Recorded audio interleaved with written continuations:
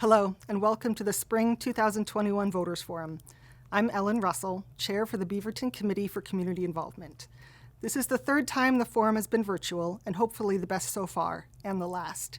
Spring is here, along with a new mayor for Beaverton, a new city charter, and a new city council seat.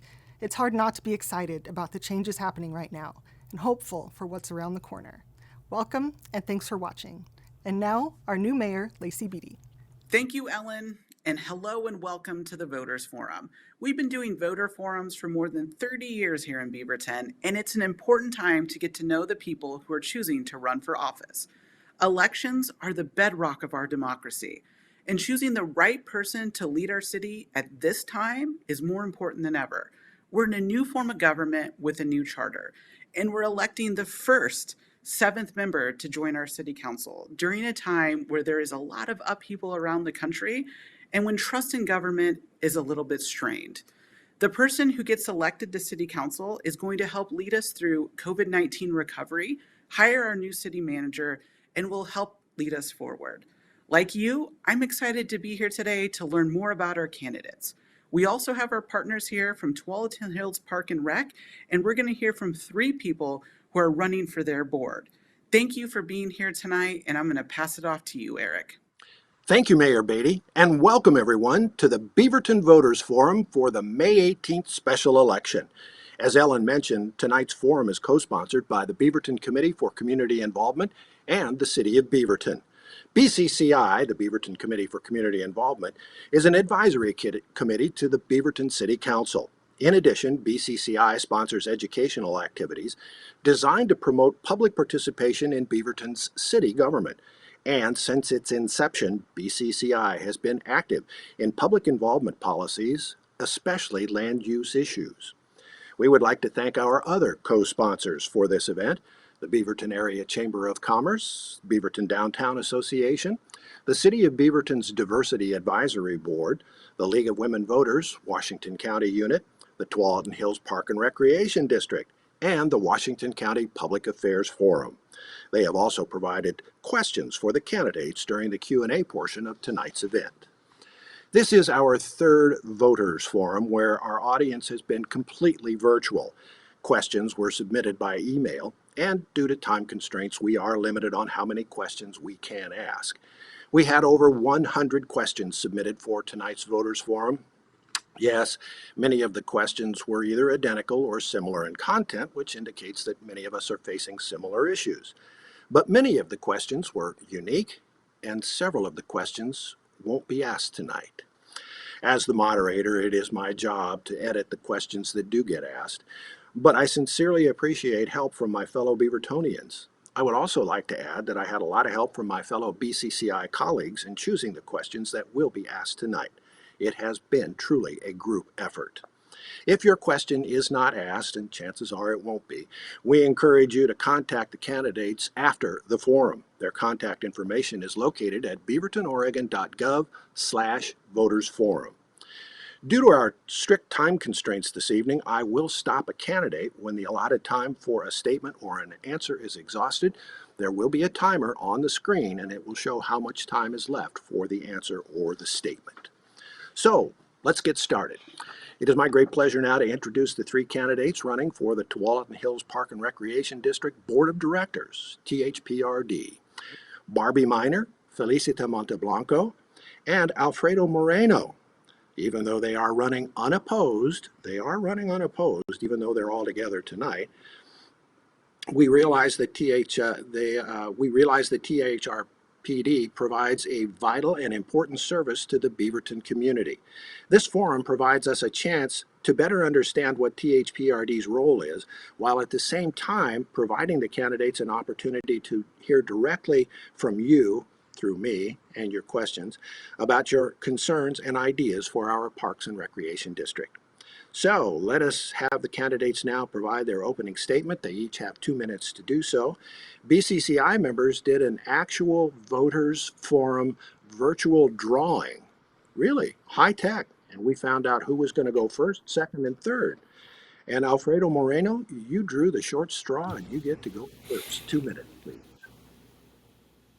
All right, throw me right in. Well, first of all, I'm really grateful to be here with everyone this evening. Um, I just want to tell you a little bit more why I'm running. First and foremost, I love living in Beaverton in Washington County.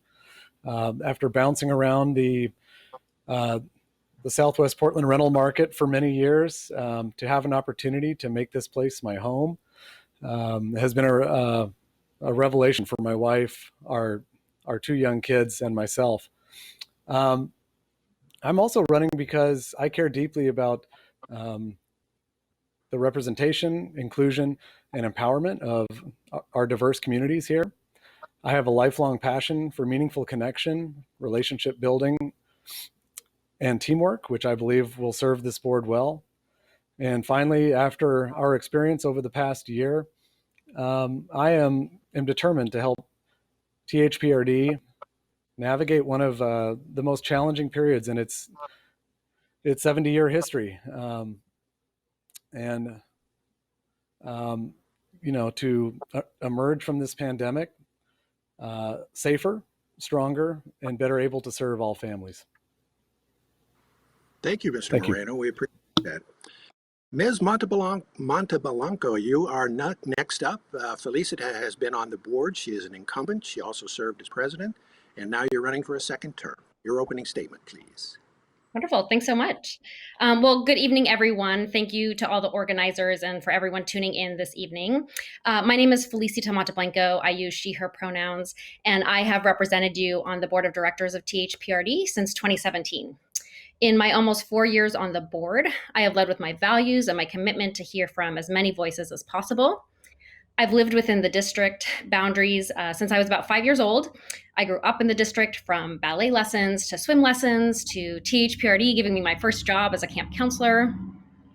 These days, more than anything, I love our trails and nature parks. What a profound asset we have in our backyard. COVID has only highlighted just how critical our parks district is.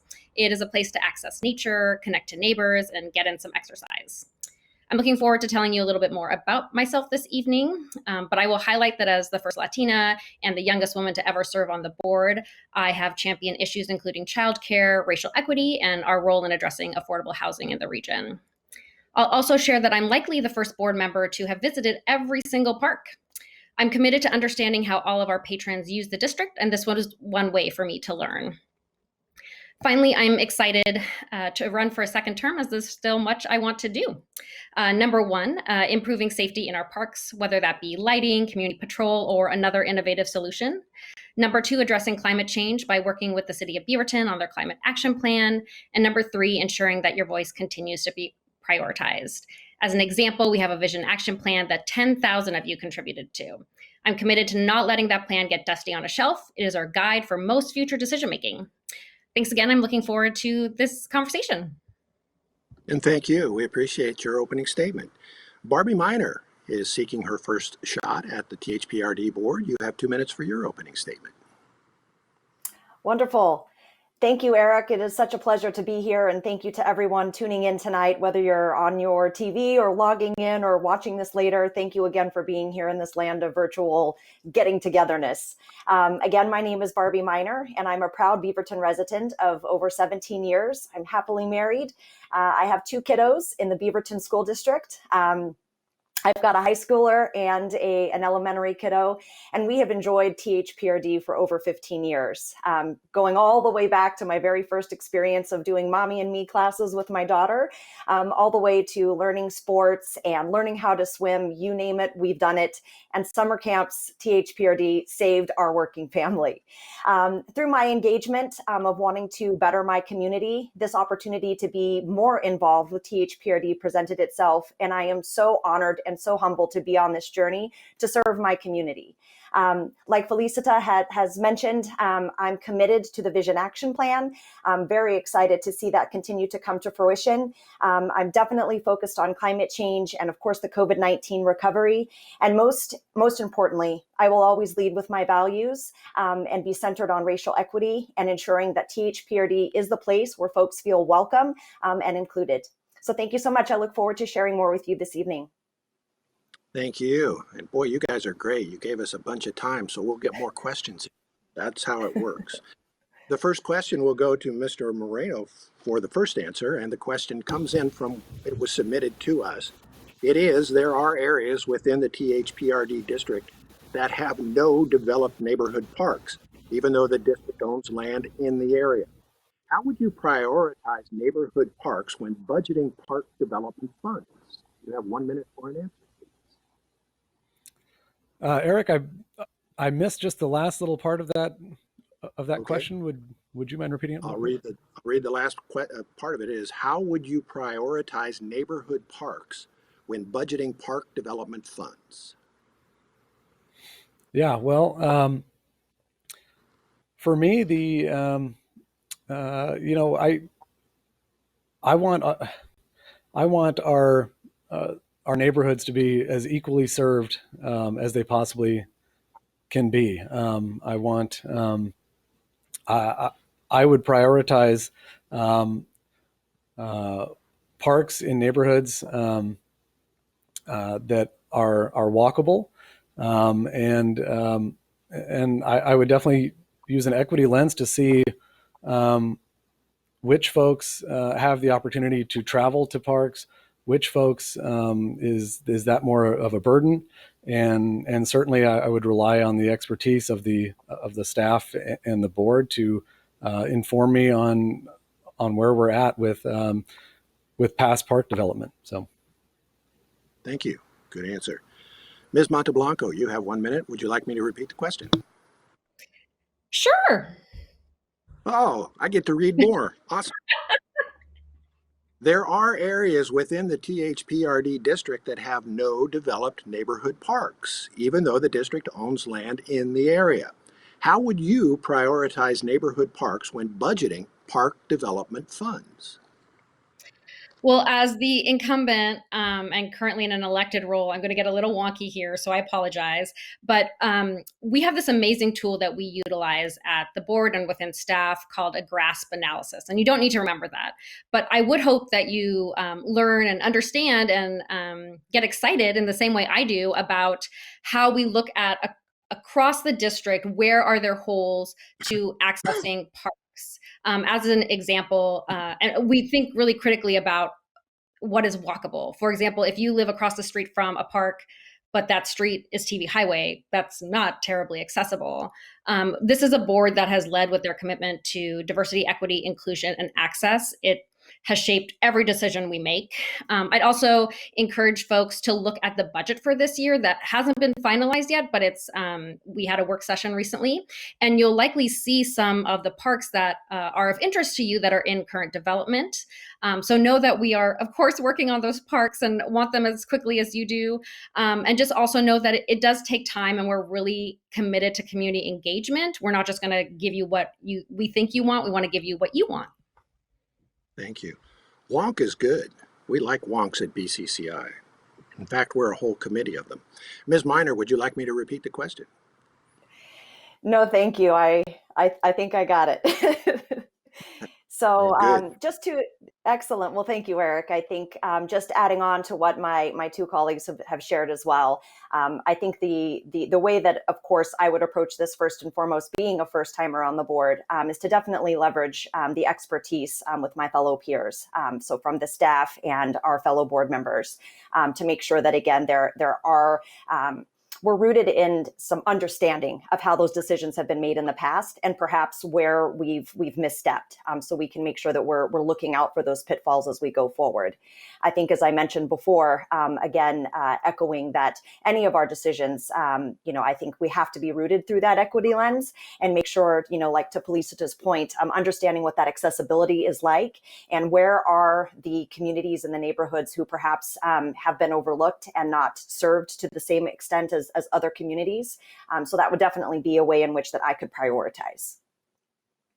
Thank you for that answer. I'm going to step out of bounds here for just a moment. Felicita, I'd like to ask you this question because you are an incumbent and you know a little bit about it.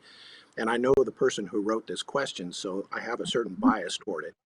And that question is, we don't have a park in the West Slope neighborhood, but have been trying to get one for many, many, many years. What advice do you have for us? Oh gosh. Well, one, thank you for that question. And as an Aloha resident, I understand the unique challenges and unique opportunities that come with living in unincorporated, right? It presents some challenges. So one, I know that we've heard from our West Slope residents prior. I know that there is a plan in place. I know that they have been vocal and they should continue to be. I would always encourage folks to use their voice. There are times where maybe we don't know something. And so by all means, please, I'm one of the only board members who lists their email, their direct email on our website. I take that really seriously. The access that our patrons have to me as their local elected. So I would please reach out, continue to be persistent. That's always okay. We want to hear from our patrons, and know that it's certainly all on our radar in our dream scenario, right? We have all our parks built tomorrow and they're exactly what everybody wants, but it does take time. But by all means, continue being persistent. Thank you for that. I won't put the other two candidates on the spot because I know they've got a learning curve here, so you're off the hook. So let's go to the serious question, and Felicity, I will begin with you on this one. The Elsie Stir Center has been a longtime community center for seniors and others in the community, particularly downtown Beaverton. What are your thoughts of its potential relocation with Central Beaverton development now being proposed? Oh gosh, you want me to answer that in one minute, Eric? Well, a couple thoughts. One, if you've never visited Elsie Stir Center, you are missing out because it is wonderful, as are the patrons who frequent that center and have built a community. It is not for me, so I've only gone as a visitor per se, but it is a wonderful, amazing community. Any change to Elsie Stir, what I would look for is equal, if not better, design, space, resources, access. The Elsie Stir Center, the building itself is not perfect. It's a little clunky in its design.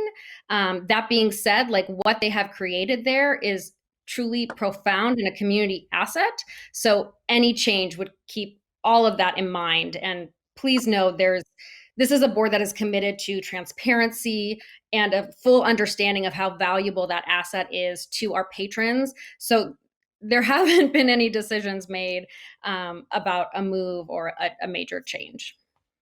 Understood. Ms. Miner, do you have any thoughts on the Elsie Stir Center and the potential development in that area of downtown Beaverton? Absolutely. And thank you for that question. This one certainly does ring home for me. My mother and my grandmother, when she was still with us, avid users. I mean, it's something that I just absolutely appreciate and love about THPRD is the multi-generational scope, whether infant all the way through to our senior community. So number one, would love to see us get it back and reopen. I know I've got my mom and her community are very anxious to get back inside and start using the facility. In terms of it moving, I think the big component here is, again, that sense of community. What I have heard is very much about, again, being able to engage with your community and have that social time, continue on with learnings and programming and exercise. And so I think if there were to be a potential move, just making sure that, again, that accessibility is centered to understand that what those ramifications could be like, again, depending on wherever it were to move. So again, a little bit of a learning curve there. Not sure what all of the proposals are as of late, but definitely Elsie Stir is a priority of mine as well. Thank you for your answer. Mr. Moreno, do you have any thoughts on this? Sure. I would just say that I'm really looking forward to getting to know all the elements of the THPRD district, and the Elsie Stir Center is one of those that I'm not super familiar with right now. But as I mentioned in my intro, one of the things that I really strive to bring is just a very relational way of interacting with the community whenever possible. So in instances like that, in other instances where change is being considered, I would love to go and visit with people in the community to learn what their experiences have been, and hear from others in other at the city of Beaverton and other agencies, and see how we might collaborate to have the best end result for the people who utilize that space. So relational and collaborative would be two of the things I'd love to bring. Thank you for that. The Elsie Stir Center is a rite of passage for those of us who live in Beaverton. When you're 21, you get to drink, and when you're over 60, you get to go to Elsie Stir. So it's kind of life cycle. I'm going to begin the next question with you, Barbie Miner, and the question is kind of a generic one because we got a lot of them about dog parks. Do we have enough dog parks? Do we have too many dog parks? Are they in the wrong place? What do we do about more dog parks or fewer dog parks? I guess that's the question. I appreciate your sense of levity there with the question. As a dog owner, I've got my little Boston named Boss, who's been on the campaign trail with us for the past couple of weeks. I certainly understand and appreciate where this question is coming from. Again, in light of this past year, of course, and needing to get outdoors and needing to have an opportunity to get out with your pet and your animal, it's certainly a priority. I think in terms of how many there are and where should we put more and how to balance all of that, I think this comes down to, again, prioritization and looking at the full scope of what resources are available and how those are distributed, and understanding kind of, when you say yes to one thing, you're going to say no to another. So to the earlier question about certain neighborhoods that are without parks, that might be an area where we would have to decide, are we more in favor of our humans, or are we more in favor of making sure that we get another dog park? Understood. Timer went out. It did. You got wagged. Alfredo, your answer about dog parks, please. Yes. Well, in addition to listening to community concerns, one of the first things I would do here would be to visit with outgoing board president Ashley Hartmeyer-Prigg, who I know this has been a big passion of hers. I am not a dog owner. Until my kids are old enough to help me take care of one, we will not be either. But I absolutely understand how much these our furry friends are members of our family, and we want the best resources and opportunities for them to be stimulated and enjoy parks and recreation as well. So I'm certainly sensitive to the issue and would love to learn more about where we're at. Thank you. Felisa de Monteblanco, your thoughts on dog parks? Thanks so much. And I'm not surprised at all that you got so many of this particular question. I think Alfredo and I might be the only ones who aren't dog owners in the THPRD district. But I had a dog growing up. And so I certainly understand how important it is to get your dog out running, playing. And I will fully acknowledge that we don't have enough dog parks. There's more to be done. Absolutely. I want to acknowledge one of kind of our experiments recently was to do more dog runs, which are a little bit smaller, not as expensive to create and maintain. I think you'll see more of those in the future. And I would also say that if you have a strong opinion and neighborhood support for where a dog run or park could go, I would really encourage you to reach out to your board of directors and leadership at the district, because we want to go build dog parks and dog runs in areas where they are welcomed and encouraged and there's enthusiastic neighbors. So I imagine I'll get a few emails after this, but I'm excited about it because we do need more dog parks.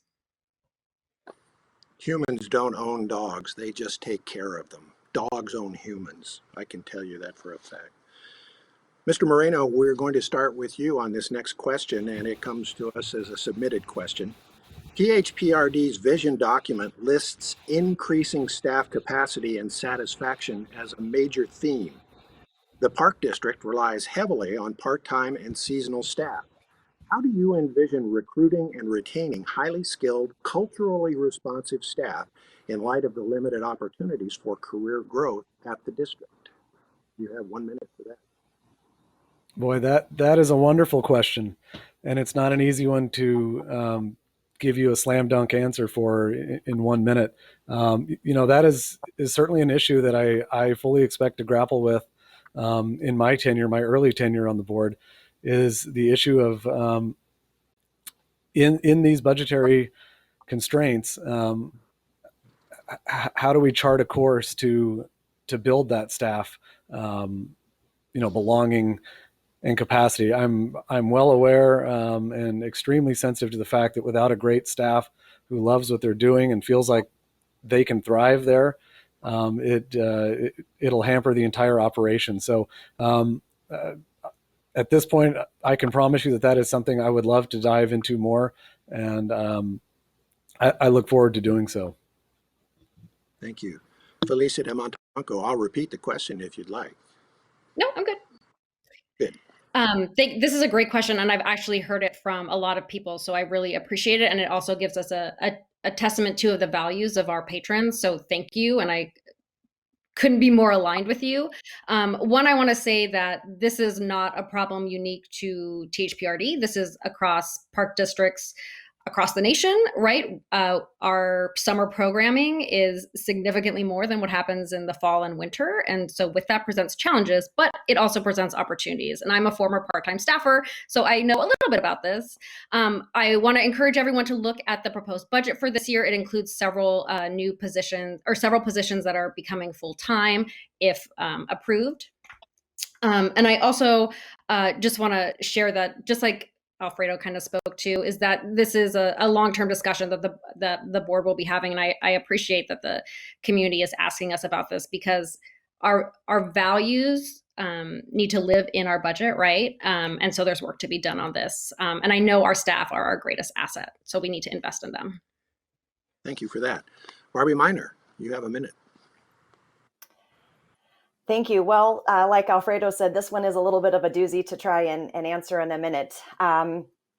But I think I would just like to first and foremost say I really appreciate where this is coming from in terms of representation and the idea that we all are a part of this community. So that our staff are also members and are working there, but also live here as well. And that this sense of belonging and having an opportunity for career advancement and career development matters. And so, like what Alfredo has mentioned, I think it would be something for me that I'm very eager to learn more about the current recruiting processes, to understand more about the seasonality of staff. Again, as a working mom, I certainly understand the ebb and the flow of how we as patrons facilitate and leverage what THPRD has to offer. But coming at it through that lens of staff development is much different. So very much a learning curve there, and I'm very much interested in diving in. Thank you. Good answer. Felicia de Monteblanco, we begin the questioning for this question with you, and it is, the vision plan calls for a reduction in THPRD's carbon footprint. A contributor to greenhouse gases is small cylinder engines like lawnmowers, leaf blowers, hedgers, etc., which THPRD maintains a fleet of, ended on a preposition. How do you see the district moving away from high polluting machines while continuing to be able to maintain parks and trails?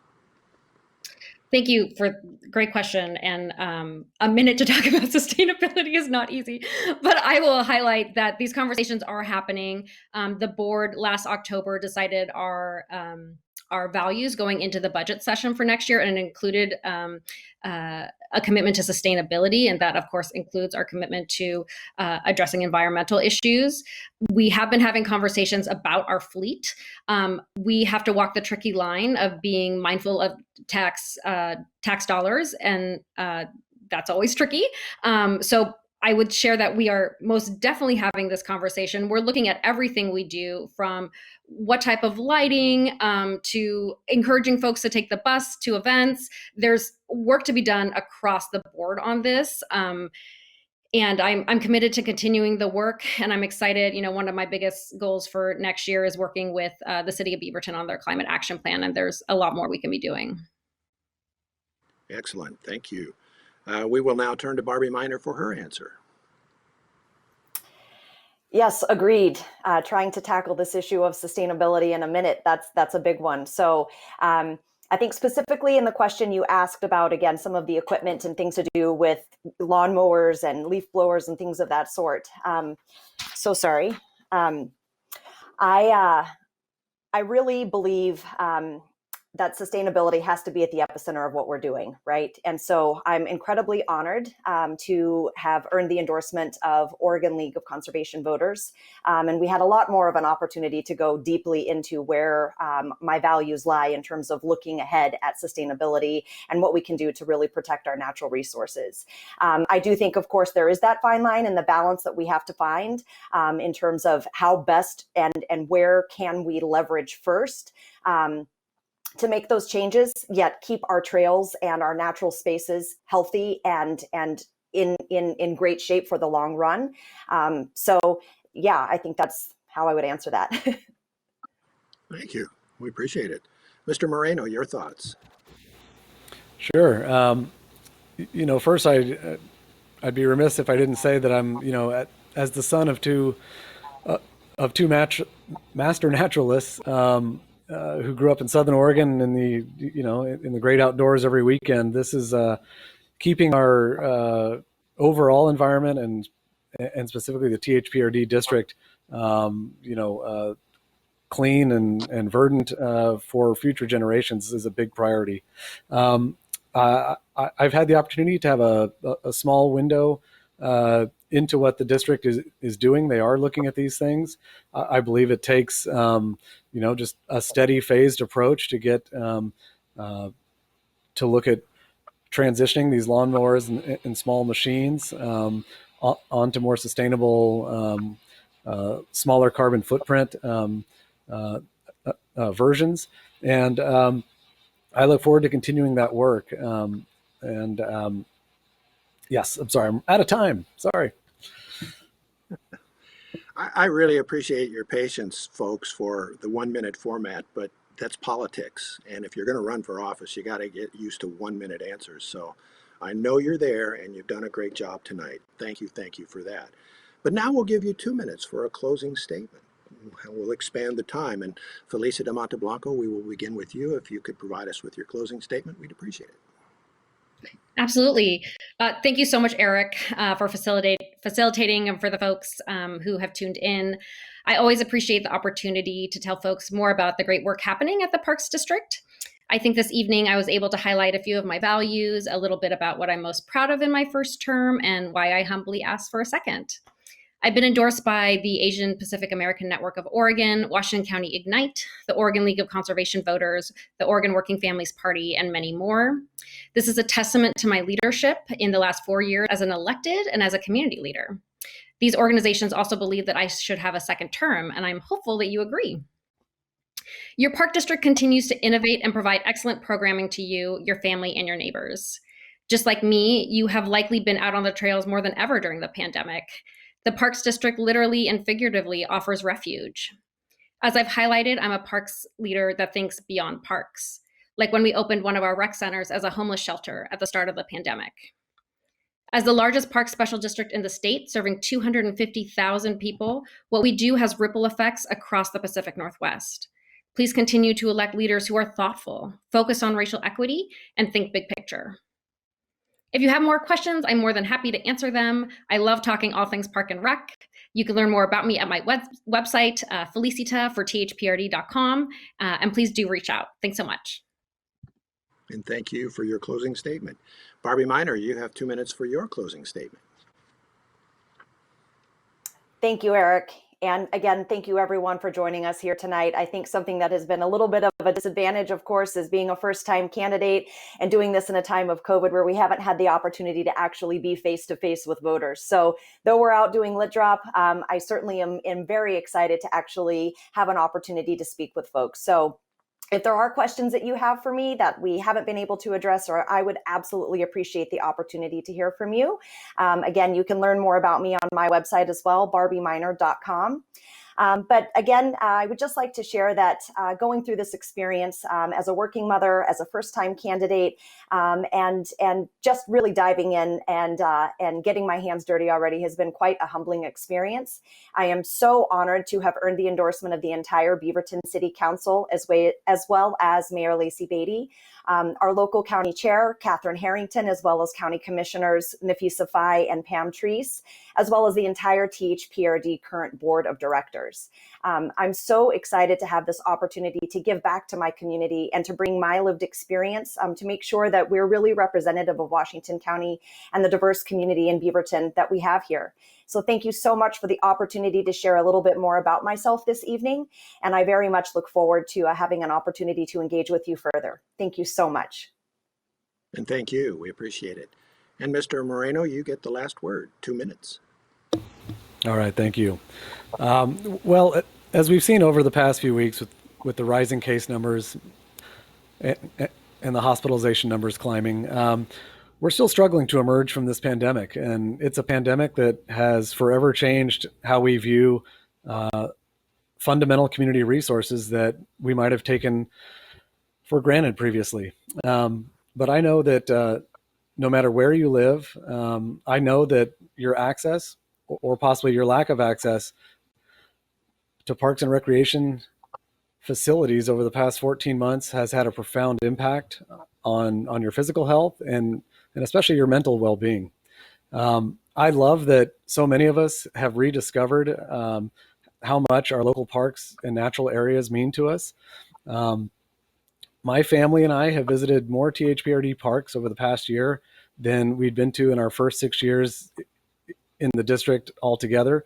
We've marveled at the variety of trails and the lush landscaping and the many kindergartner approved parks, approved playgrounds, all the while missing, the pools and splash pads and our fitness classes, play gyms, and all those things that brought us such joy. After the devastating wildfires in early September, that forced us inside for 2 weeks, I said aloud that I would never take a simple playground outing with my daughter for granted again. These are essential resources worth celebrating, protecting, and sharing with everyone. I'm thrilled about the opportunity to join, support, and learn from an incredible group of women on the THPRD board. And thanks to the diligence and vision of the staff and board, THPRD has raised the bar of what parks and recreation agencies can do in Oregon. Thank you. Thank you. And thank you, Felicia de Monteblanco, Alfredo Moreno, and Barbie Miner. You are running unopposed for your positions, and that's a good thing because we need all three of you on that board of directors. So thank you for your service. And we'll see you again on City Talk and County Talk here on TVC TV at some point in time. Thank you, folks. Well, as we transition into our next race, which is that for the Beaverton City Council, I am going to give you a little bit of an announcement so that we can get things set up in the control room. Are you interested in natural gardening and the backyard habitat program? Well, on Monday, May the 3rd from 6 p.m. to 7:30 p.m., an online Zoom presentation will be held regarding the backyard habitat program and the tenets of natural gardening.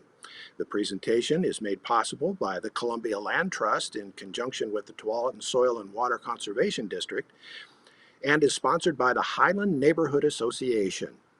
Our speaker will be Megan Vandemark, Backyard Habitat Program Manager. Topics covered will include native and invasive plants, the use of pesticides, stormwater management, and habitat promotion, as well as the Backyard Habitat Certification Program. All City of Beaverton neighborhood residents may participate. To register for this event, please visit the city's neighborhood webpage, beavertonoregon.gov/NAC, N-A-C, beavertonoregon.gov/NAC. Can't make it to the event? Well, visit the city's neighborhood page to view a recording of the event. It will be available online after May the 5th. And now we are going to the portion of that program where we have our city council candidates. And we will begin with introductions of our two candidates. They are Ashley Hartmeyer-Prigg and Jerome Sabayan. And thank you both for being with us tonight. We appreciate it. We have allotted both of you 2 minutes for an opening statement, and Ms. Hartmeyer-Prigg, you drew the short straw in our virtual drawing. So you get to go. All right. Thank you so much for having me this evening. My name is Ashley Hartmeyer-Prigg. I use she, her pronouns, and I'm running for Beaverton City Council. When I was 5 years old, I started my first job as a janitor. I emptied trash, I vacuumed and cleaned toilets. My siblings and I would often race to empty trash the fastest. This was our family job, and our parents took us because childcare was too expensive. Growing up, my dad painted houses, my mom waited tables at Giovanni's, and if my dad wasn't home when my mom needed to get to her shift, my aunt came to watch us at our apartment on Allen Boulevard. There were points in my childhood where my parents worked 3 and 4 jobs, and it still wasn't enough to support their young family. 30 years later, the stories of Beaverton families are still the same. Many people in our community are working hard, working multiple jobs, and are struggling like my family did. It doesn't have to be this way. We can make sure people can work and live in Beaverton. I'm currently the chair of the board of directors of the Tualatin Hills Park and Recreation District, the largest special district in the state of Oregon. At THPRD, we've seen the importance of our role in the community through the services we provide, through the natural spaces we care for that have provided a place for all to enjoy throughout the pandemic. My time leading the THPRD board during the COVID-19 pandemic has prepared me to lead in difficult times and to utilize relationships across our region to make the biggest impact for our community. We passed an affordable housing policy that will bring over 600 affordable homes to the area. We partnered with Project Homeless Connect to open shelter space during COVID-19 closures. We provided space for food pickups in partnership with Virginia Garcia. And when Washington County had federal dollars to invest in community psyche, they chose THPRD to create opportunities for connection and community events during this distance time. At Beaverton City Council, I will get to work on our COVID-19 recovery, affordable housing, and climate action on day one. I will partner with elected leaders at Beaverton schools, the Park District, the county, and more to ensure Beaverton residents are being taken care of. I believe that everyone who wants to work in Beaverton should be able to live and thrive in Beaverton, and I believe I'm the best candidate to do that work. Okay. We do have a 2-minute time, so I'm sorry for that. Mr. Sabayan, your 2-minute opening statement, please. Eric, I'm not hearing you. Well, while we get that straightened out, I would like to point out to our audience that you will see 5 names on the ballot for the open position, which was vacated by Lacey Beatty when she won the position of mayor in Beaverton. 2 of the candidates who met the filing deadline have dropped out, but their names will still appear on the ballot. The 3rd candidate, Andy Garcia, also will appear on the ballot. We have made numerous attempts to contact Mr. Garcia, but he has not contacted us back, and he has not participated in any of the technical run-throughs. Therefore, his name will appear on the ballot, but he is not here tonight. Ms. Hartmeyer-Prigg and Mr. Sabayan have played by the rules, and they both are here tonight, and we apologize for the technical difficulties, but I think we can go back now to Mr. Sabayan and see if we can get his opening statement. Yes, thank you, Eric. And thank you for the opportunity to introduce myself. My name is Jerome Sabayan, and I am running for Beaverton City Council because I am a public servant, and I want to serve the people of Beaverton with honor, integrity, and respect. I am the son of Filipino immigrants and was raised in Salem. I now live in the Vos neighborhood. I am a veteran. I am a retired Army Lieutenant Colonel, and I served for 28 years in war and peace around the world and throughout the United States. I am a licensed professional engineer with bachelor's and master's degrees in civil engineering. As a former public works director, I understand the importance of infrastructure to a sustainable and resilient city. I'm an educator with master's and doctorate degrees in history and political science. I think we have. I've taught courses on healthcare inequities and human rights at Portland State University, and currently teach graduate courses on national security and critical thinking at the Army War College. I am a community volunteer. I have served the people of Beaverton through the Human Rights Advisory Commission, Social Services Funding Committee, Beaverton Severe Weather Shelter, Community Emergency Response Team, Beaverton School District Bond Accountability Committee, Metro's Get Moving 2020 Transportation Infrastructure Investment Team, and Home Plate for Homeless Youth Board of Directors. I also serve with Engineers Without Borders, Community Engineering Corps, and the Education First Scholarship Foundation, all benefiting traditionally underserved communities. I am grateful that my military pension and ongoing teaching allows me to continue my long tradition of public service and to self-fund my campaign. If elected, I will donate all after-tax counselor compensation to local nonprofits right here in Beaverton. I will serve this city with honor, integrity, and respect. Thank you. Let us start now with the question and answer portion of this event. The questions submitted generally fell into one of roughly a dozen different categories or subject areas. We have tried to find representative questions from as many of those categories as we could to ask our candidates tonight. So candidates, please remember that you have up to a minute to provide a response, but given what we've been going through, I'll give you a little leeway on that one. So we will begin with you, Mr. Sabayan, for the first answer to the first question. And it was a submitted question, and it goes, it is in the very important category of traffic, and we had a lot of questions about that, including this one. Both the internal traffic and pass-through traffic has shown steady increases since 2014 traffic counts began, although there has been a decrease in counts coinciding with the 2020 pandemic. What priority should City Council have related to future concerns and traffic developments? Another question on that topic reads like this: what ideas do you have to tackle our traffic congestion problems? What, if anything, can be done at the city level? Your response. Yes, thank you. I am proud of my recent service on Metro's Transportation Infrastructure Get Moving investment team. And I want to, as a counselor, push for the adoption of a viable citywide master plan that reflects the Vision Action Plan and the comprehensive plans and reflects a sustainable vision of growth. I want to adopt a true multimodal transportation system that enhances mass transit, increases bicycle safety, and promotes pedestrian travel. Now, we have a lot of plans for the development of downtown Beaverton as part of the pandemic recovery, and certainly the parking issue and the traffic congestion needs to be a part of that conversation as we go forward. Thank you.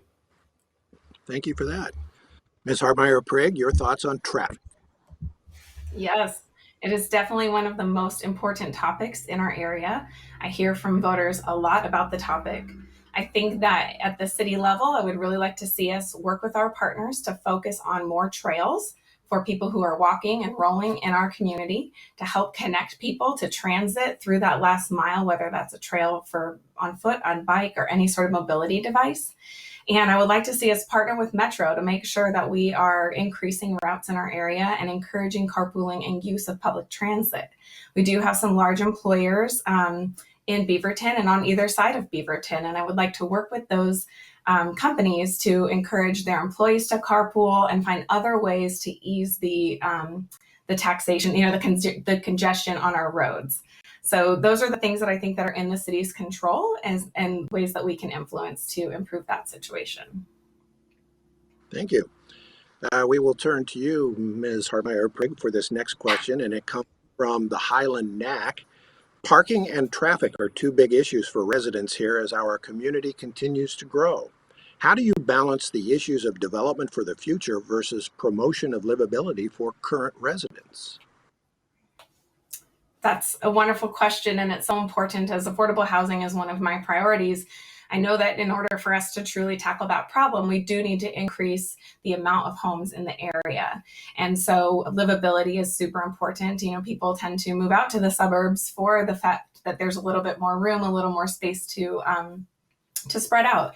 And so I want to make sure that as we are building, we are considering things like electric infrastructure for our neighborhoods and our apartment buildings, and also making sure that we're smart about where we put that future growth so that we aren't putting just additional strain on the infrastructure we have, but we're getting people connected to public transit, whether that's near bus routes or the MAX line, so that we can balance the needs of the people who drive a car versus those who might take transit. And so I think it's kind of a creative solution all around to keep the livability as well as make sure we're building the right infrastructure for our growth. Thank you. Mr. Sabayan, your thoughts? Thanks. So One of the things about having a multimodal transportation infrastructure is that we enhance this idea of encouraging people to take mass transit. A walkable city is a livable city. And part of this idea of incorporating the concerns of the different neighborhoods is that we want to be able to hear what they are saying. And one of the things I'm promoting is to have council members actually attend neighborhood association committee meetings. Right now, they don't do that. And I think that's an important way of communicating with the council in determining priorities. And traffic congestion and parking is one of those things that we need to hear and listen to. Thank you. Ms. Hartmeyer-Prigg, your thoughts? I answered that one. Oh, that's right. I'll go again if you want. No, that's quite all right. You have to realize I'm at a technical aspect right here, so my brain is short-circuited. So let's go on to the next question. Mr. Sabayan, I will ask this question of you, and then Ms. Hartmeyer-Prigg will have a chance to answer it as well. On the issue of affordable housing, many questions, most of them along these lines. Apart from new construction, what specific measures can the city of Beaverton take to improve housing affordability? You have a minute. Well, thank you, Eric. So we have the Beaverton 2019 Housing 5-Year Action Plan, which I fully support because it appropriately is focused on serving people who are experiencing homelessness, making homes affordable, and increasing housing supply.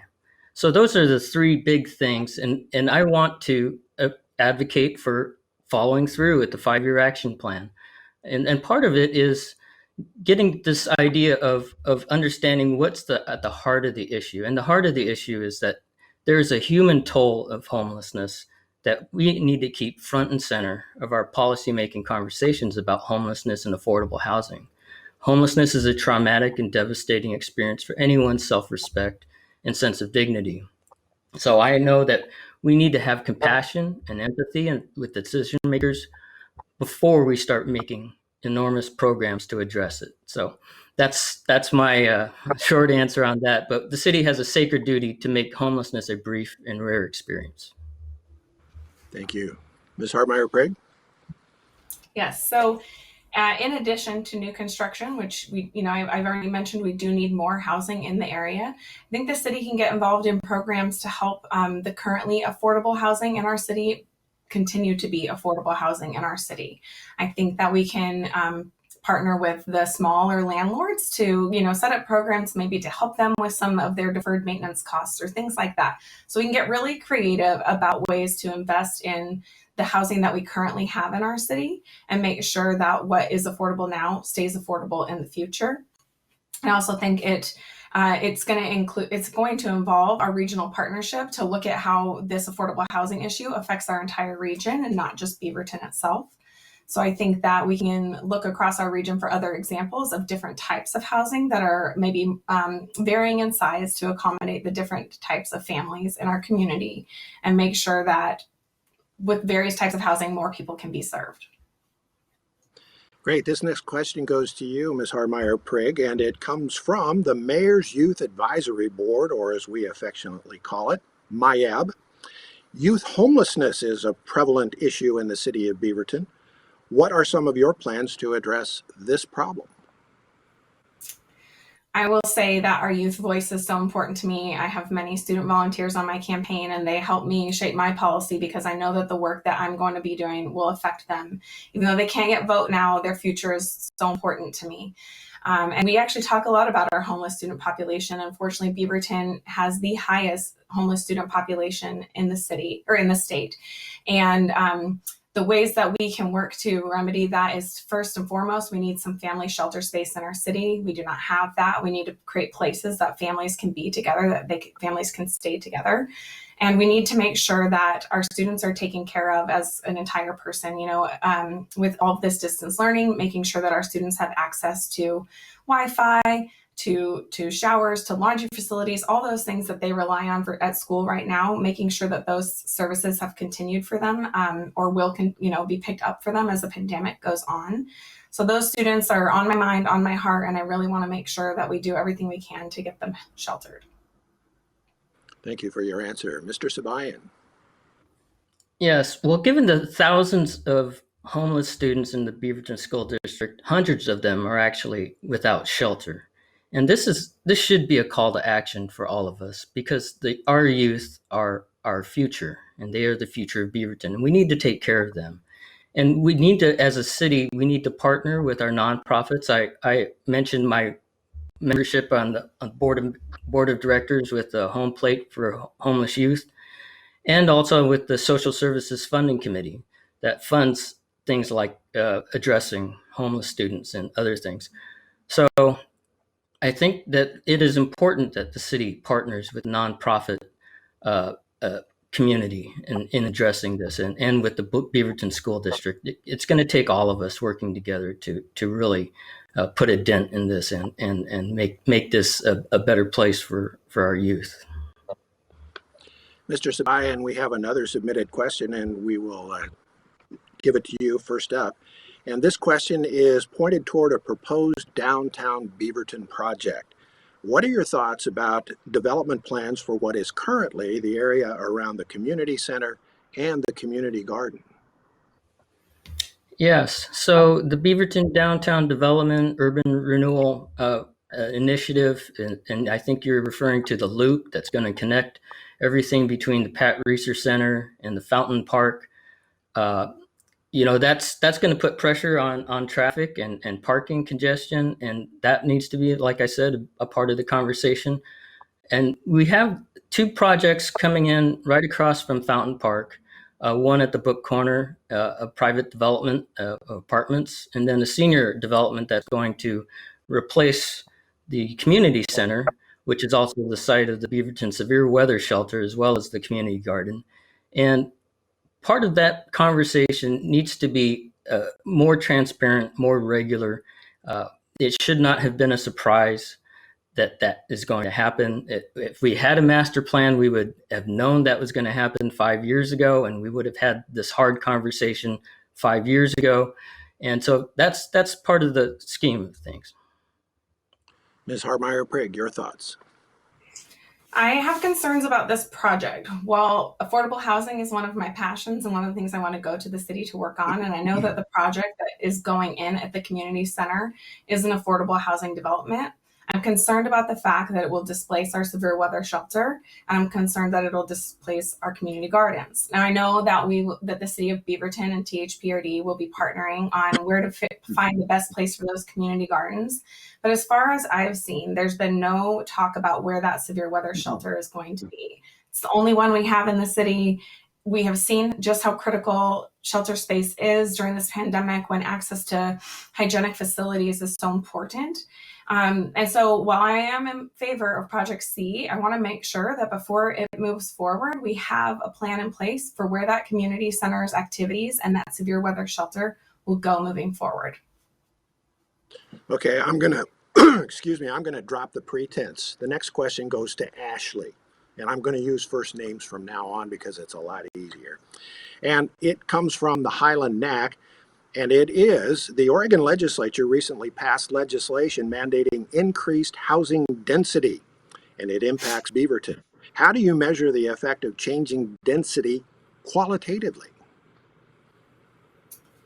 Well, I think that community conversations are going to be a really important part of this for us to understand the qualitative impacts of that change, both before we start adding more dense housing, but also as that is going on to really hear from our neighbors, find out how it's going, find out how it impacts them.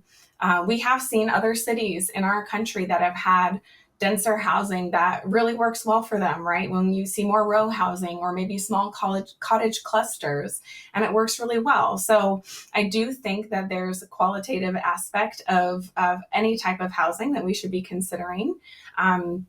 But not everyone can afford, a big piece of land for which their single family dwelling should be on. And I think that everyone should be able to afford to live in Beaverton. And so we need to have different types of housing available to ensure that that can happen. Thank you, Ashley. Jerome, you have a minute. Yeah, so this is part of the annexation conversation. And the council is challenged to simultaneously adopt efficient land use policies within the city boundaries, meet Metro's urban growth boundary guidance, and comply with the state's mandate to increase housing density, like you said. House Bill 2001 mandates that cities like Beaverton increase neighborhood housing density. And the city must quickly determine how to apply or comply with House Bill 2001 and consider those urban growth boundary changes while ensuring public engagement. The Metro Council must first work with the city and Beaverton to determine if steps such as rezoning and redevelopment can increase land use within the existing city boundary. Under the current boundary process, the Beaverton must apply for expansion, and Metro, informed by the community in question, must decide whether to approve those plans. So I look forward to having those hard conversations about qualitative increase in housing density, and those are going to be hard conversations to have. Indeed. Jerome, this next question goes to you. City Council is in the process of interviewing candidates for the permanent position of city manager. What do you see as council's role in the oversight of whomever is selected for that position? Yeah, so, wow. So this all goes back to this new form of government with the council manager form of government. And it's based on the charter that I believe is highly nuanced and very ambiguous. And I think the council owes it to the people to explain to them and educate the people about exactly how their city government works. And part of that is the relationship with the city manager. And it's not really clear. I've said before that the city charter, when it comes to the relationship between the council and the city manager, it is pretty much self-contradictory within the charter and the charter's wording. And I think that, like I said, the council must educate the people. A strong democracy requires an educated and informed public. And that's part of the job of the council, is to let the public know how the government works. Ashley, your thoughts?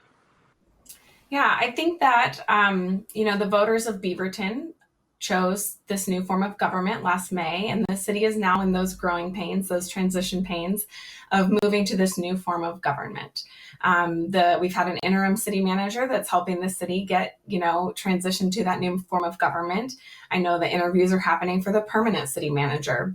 The way that I see city council and the city manager interacting is that the city council really is working at that board level, where their job is to help set direction, set priority, set strategy. We listen to the community for what they want us to do as a city. And the city manager is actually going to be the one to help implement those policies, those priorities, that strategy. And the city manager is going to be helping run the city. So I see that the two can really work well together, that if we see the city council as setting direction and the city manager is helping implement, I think it can work really nicely together, and it's worked well for other cities our size. Ashley, this next question goes to you, and we are turning now to the overarching issues of diversity, equity, and inclusion. Several questions came in like this one. How will you, as a city councilor, promote diversity, equity, and inclusion in the city of Beaverton? Thank you. It's a super important topic. At the board of directors at THPRD, we have made diversity, equity, inclusion one of our driving values, driving forces in everything that we do. We challenge one another as board members to make sure that as we're making decisions, we're making the most equitable decisions that we can. I plan to do the same when I go to city council, to challenge my fellow board members or my fellow councilors, that we all need to make sure that we're intentional about our choices, to make sure that the policies that we implement have an equitable effect, and that we are looking at our past policies, even ones that were made by councils prior, and seeing where they've had a disparate impact on our community, and we change those policies so that they are equitable in nature and in practice. I also think that we've got, our great advisory committees and commissions, the HRAC and the Diversity Advisory Board, and we need to make sure that that input is considered in everything that we do on the city council. And Jerome, your answer. Oh, thank you. Well, 1 in 8 Beaverton residents are Asian Pacific Islanders, and I am the son of Filipino immigrants. Black, Indigenous people of color comprise 1 in 3 Beaverton residents. I am a person of color. 1 in 25 Beaverton residents are military veterans. I am an Army veteran. Roughly 1 in 3 Beaverton residents are like me, above the age of 50. I believe elected leaders should represent their community. We need to acknowledge and celebrate the great diversity within our city. We must pursue equity, addressing structural and systemic inequities, and we will require inclusiveness as an intrinsic quality of a culturally vibrant and economically prosperous city. I am committed to implementing Beaverton's Diversity, Equity, and Inclusion Plan and support the important work of the Diversity Advisory Board. Thank you, Jerome. This next question goes to you. We received a number of questions regarding the hot topic of policing. Several of them involved community concerned over the seemingly nightly events that unfold in Portland. Here's one of them. During the previous year, we've seen in our neighboring city of Portland nightly riots, police attacked, private property destroyed, rising murder rates, residents threatened in their homes. As a Beaverton City Councilor, what actions will you take to prevent these problems from spreading to Beaverton? Yeah. Well, as an Army veteran, I understand the fundamental importance of public safety to a secure and prosperous city. I have lived and worked in places where public safety was either corrupt, incompetent, or non-existent. We should not view our police department through the same lens as other police departments. Our situation is, thankfully, very different from other cities. Facts and evidence must be our guide to ensure police have a full range of capabilities and training, including de-escalation. The department's efforts to increase workforce diversity and their firm commitment to racial equity and community representation are encouraging. Policing with compassion and respect is a high bar performance to meet and must include absolute accountability and transparency. And as your counselor, I will ensure Beaverton gets that. Thank you, Jerome. Ashley, your answer, please.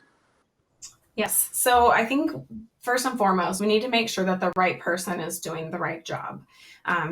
That means that we are investing in our community through social services, through mental health services, through all the different types of services that we can actually meet the community's need that they're asking for help with. I think that when we have the right person doing the right job, someone who has been fully trained to address the call that they're responding to, we're going to see the public safety will increase, our community health will be better, and the relationship between all of the different services in our community will grow. I think that we can't think that something that has happened in other cities or things that have happened in Portland won't happen in Beaverton. I want us to take a proactive approach, make sure that our police training includes continued anti-bias training, continued de-escalation training. It's for their safety as well. So I think that as long as we are investing in a way that makes sure that the right person is doing the right job, then I think that we can be successful and really see what public safety in our community looks like. Great. This question goes to you, Ashley, and it is a submitted question from somebody in Beaverton.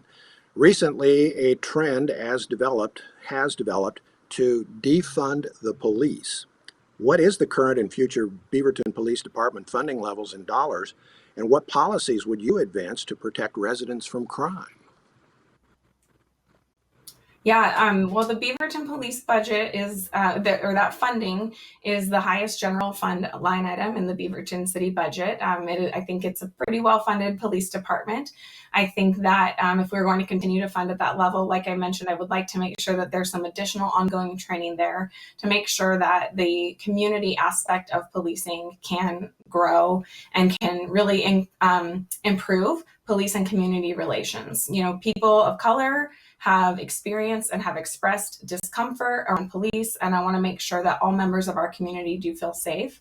I think that when we create a welcoming environment and we know who our neighbors are, there's a lot less reason for crime to go on because we just inherently are looking out for one another, right? We know who our neighbors are. We all care about this community. We all want to do good in our community. And so I think that there's a balance in investment and also in just building strong community, which I think Beaverton is really good at. Thank you for that. Jerome, your answer, please. Can you repeat the question, please? You bet. As soon as I find it. Here it is. Another submitted question. Recently, a trend has developed to defund the police. What is the current and future Beaverton Police Department funding levels in dollars? And what policies would you advance to protect residents from crime? Okay. So in terms of defunding the police, my approach to this is you pay less, you get less. And what we need to do is continue with funding the police at least their current levels, if not more. And we have the new public safety center.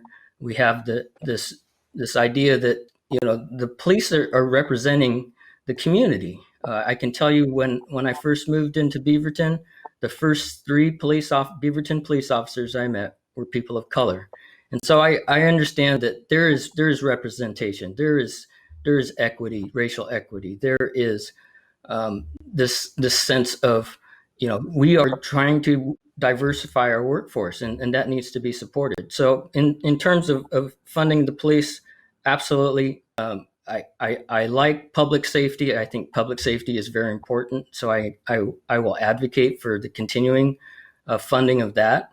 If it is the desire of the people to fund social work, then that's a different story, and that's a different conversation to have. Jerome, this question is from one of our co-sponsors, the League of Women Voters.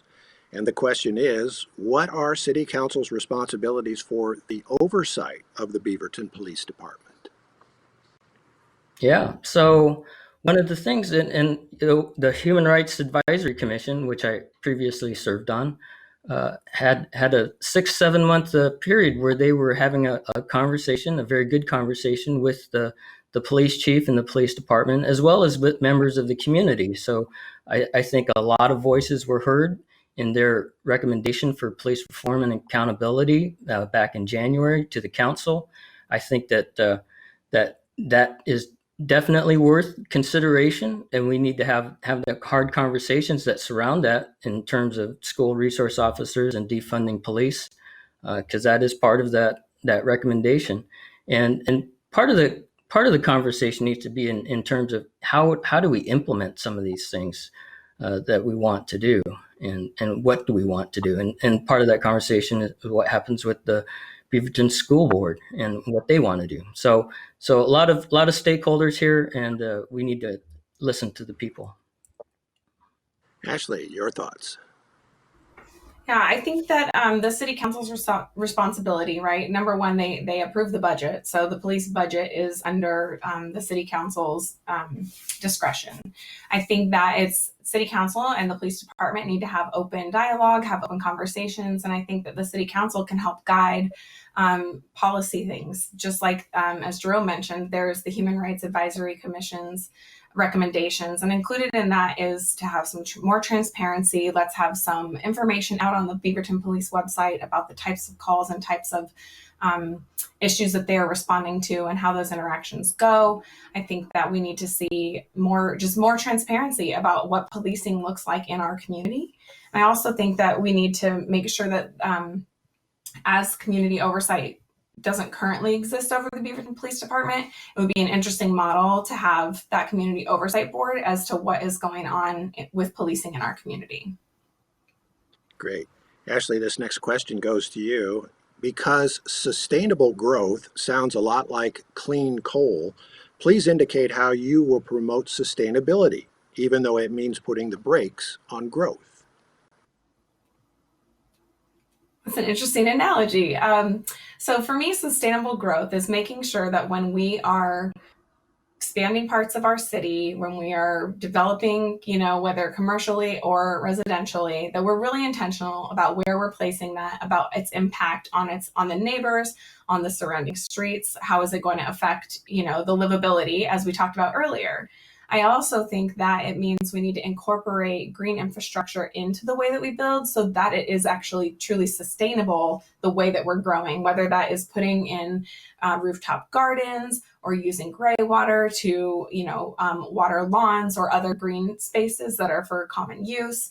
I think that we can have sustainable growth. It's just the way that we look at it, the way we define it, and the way that we build policy around it to encourage that all types of development are happening in a way that adds to just the sustainable nature of the building. And that's including those green infrastructure things I mentioned.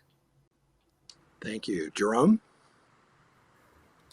Right. So, while I promise that as a city councilor, I'm going to focus on the people of Beaverton, the threat of climate change requires promoting sustainable growth while improving resilience for the city.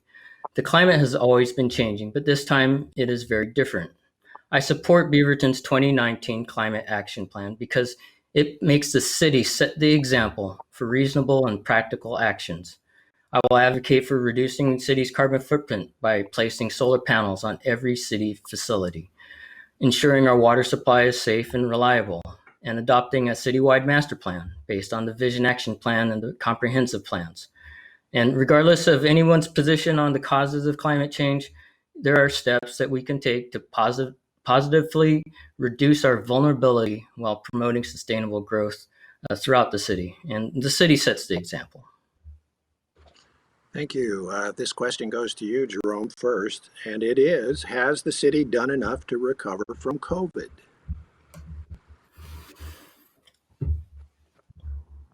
No.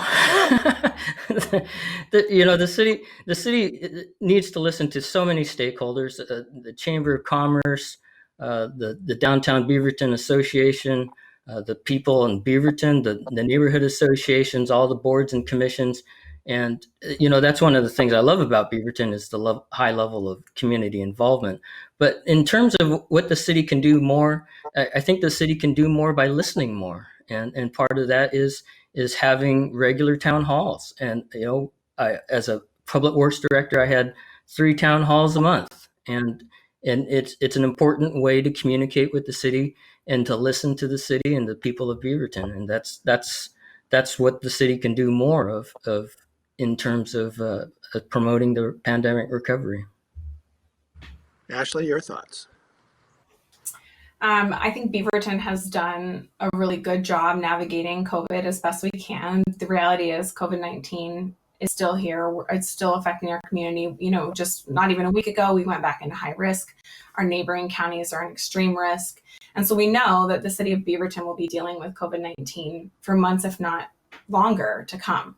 So I know that in terms of supporting small business, the city has done a great job of getting small business grants out. But I also think that there's more that we can do that doesn't necessarily cost the city money, but that we can really infuse some support in our local small businesses. So I would love to see the city create a Shop Small initiative, use their website and social media to promote the ways that we as individuals can shop small and really invigorate our small businesses and help them get through this pandemic and maybe come out even stronger on the other side.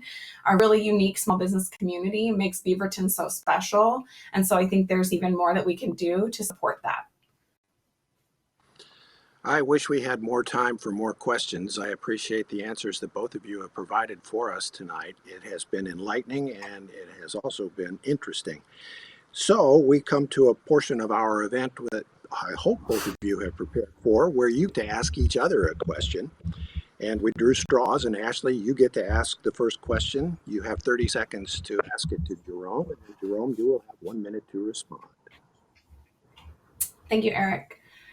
Jerome, you have made it clear to voters that you have deep pockets. You even went so far as to put in your voter pamphlet statement that you're self-funding your campaign to the tune of $26,000 so far, and that it's unconscionable to raise funds.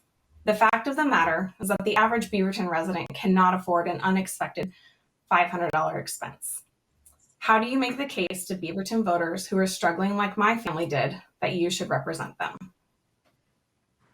Oh, thank you for that question. So I worked very hard for my military pension, and I live very frugally. I give very generously. In an average year, I donate or give away $30,000 a year. And so I am used to this idea of generosity. And I do feel it is unconscionable to ask people for money because people are struggling right now. They're not doing well. People are missing months and months and months of house rental payments on their apartments.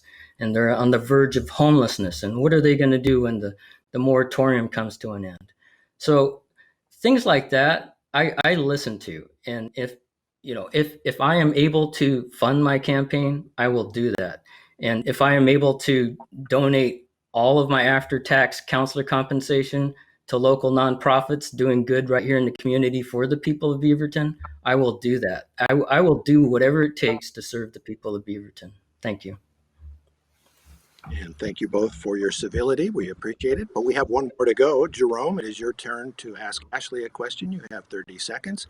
And Ashley, you'll have a minute to answer. Right. So Ashley, less than a year ago, you annexed your house into the city of Beaverton in order to become eligible to run for Beaverton City Council and take advantage of a unique political opportunity. If you are elected, you will leave your first elected position only partway through your first term, and the people of Beaverton will pay you $20,000 a year, despite you having only paid a few $100s in city taxes into the city tax base. A remarkable return on investment. So how do you justify that? To clarify, my THPRD term ends June 30th, so I will not be leaving that volunteer position early. I will complete my term on the city council or on the Tualatin Hills Park and Recreation District Board. As I mentioned, I grew up in Beaverton. At my last house, Beaverton's boundary was 2 houses down, and the house I live in now, the street is in Beaverton, but my house was unincorporated. It was during a conversation with Councilor Sansucci where we talked about the annexation process.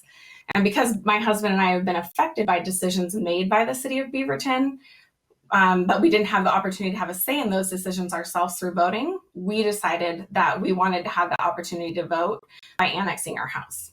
I knew that one day I would like to run for city council, and because Mayor Beatty won her race in November, the opportunity presented itself sooner than expected. And thank you for that. And now we have reached that portion of our event where we have our closing statements. Ashley Hartmeyer-Prigg, you have 2 minutes to wrap it up. I get to go first for everything, Eric? Well, thank you. Yeah, I'm just following the script, Ashley. Okay. All right. Well, thank you, city staff, the BCCI sponsors, and our host, Eric, for putting on this forum and for providing an opportunity for us to share with you about our candidacies. I am running for this position because of how committed I am to Beaverton. I am committed to Beaverton's recovery from COVID-19 and our small businesses. I mentioned I'd like to create that Shop Small initiative. I'm committed to accessibility so that everyone, regardless of ability, can feel welcome and included in Beaverton. I'm committed to racial equity. At THPRD, we changed our process for naming parks and trails to be inclusive and honor the diverse experiences and identities of our community. I'm committed to fighting climate change by lowering Beaverton's carbon emissions and completing the electrification of the city's vehicle fleet. I'm committed to affordable housing. We need to partner across the region to maximize our resources and serve as many people as we can. I'm Ashley Hartmeyer-Prigg, and I'm running for Beaverton City Council Seat 1. And I'll work hard so that you and your family can thrive and build your dreams right here in Beaverton like I did. No matter where you come from, what you look like, what you believe, or who you love, Beaverton can be your home. I ask for your support today for families like mine, for families like yours, so we can ensure a better future together. Thank you. Jerome Sabayan, you have 2 minutes for a closing statement. Thank you. I am Jerome Sabayan, and I am a public servant. My platform is that government exists to serve the people, all of the people. My word is my bond. I know the importance of public safety and have been endorsed by the Beaverton Police Association and the Washington County Sheriff. I will prioritize community engagement and have been endorsed by former Mayor Denny Doyle and former Councilor Kate Arnold. I will advocate for urban renewal projects because I live right here in Beaverton, and I know that this is where we can best create opportunities for recovery. There will be no louder voice than mine in support of education, and I have been endorsed by Donna Tyner and Eric Simpson of the Beaverton School Board. I am committed to our free society and individual dignity. As an Army officer, I swore an oath to support and defend our Constitution, an oath I continue to take seriously. Army life was hard, and I've had my share of injuries and personal loss.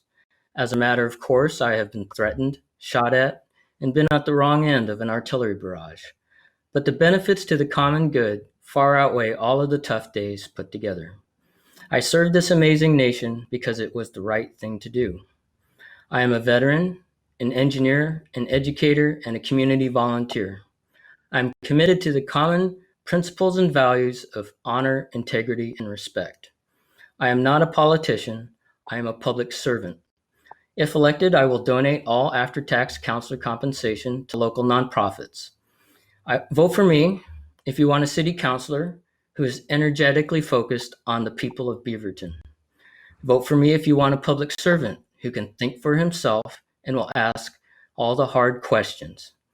Learn more about me at droneforbeaverton.org, and I thank you for your time. And I would like to personally thank both of you, Ashley and Jerome, for your patience and your humor tonight. I would also like to thank you for your thoughtful answers. We have two fantastic candidates running for City Council. Beaverton is a lucky place. Thank you both for participating tonight. Thank you, Eric. And with that, we have to bring this voters forum to an end. I would like to remind all of you that your ballots should have come in the mail. I got mine today. There it is. They have to be in by on or before May the 18th. And you will notice on that ballot that there are actually 5 candidates running for the position that we just talked about now. The 3 candidates who were not here tonight, 2 of them have dropped out, and we haven't heard from the third. So Ashley Hartmeyer-Prigg and Jerome Sabayan are the 2 viable candidates that you, the Beaverton voter, needs to look at. You need to study their positions and you need to make a decision. I would like to thank the candidates once again for sharing their perspectives tonight. A big thank you to the co-sponsors of the Beaverton Voters Forum, the Beaverton Chamber of Commerce, the Beaverton Downtown Association, the Beaverton Diversity Advisory Board, the League of Women Voters, Washington County Unit, the Tualatin Hills Park and Recreation District, and the Washington County Public Affairs Forum. So just a reminder that we have candidates' contact information on the city's website if you want more or if you want your questions answered at beavertonoregon.gov/votersforum. There is also going to be a link to tonight's video and a replay schedule on TVC TV. And speaking of TVC TV, thank you, Roberto, Cristo, and all of the folks here for making all of this happen. And I'd like to thank all of the volunteers who also made tonight happen. And I would just like to say to you, have a wonderful evening. Stay sane, stay safe, stay diverse. I'm Eric Schmidt. Good night, Beaverton.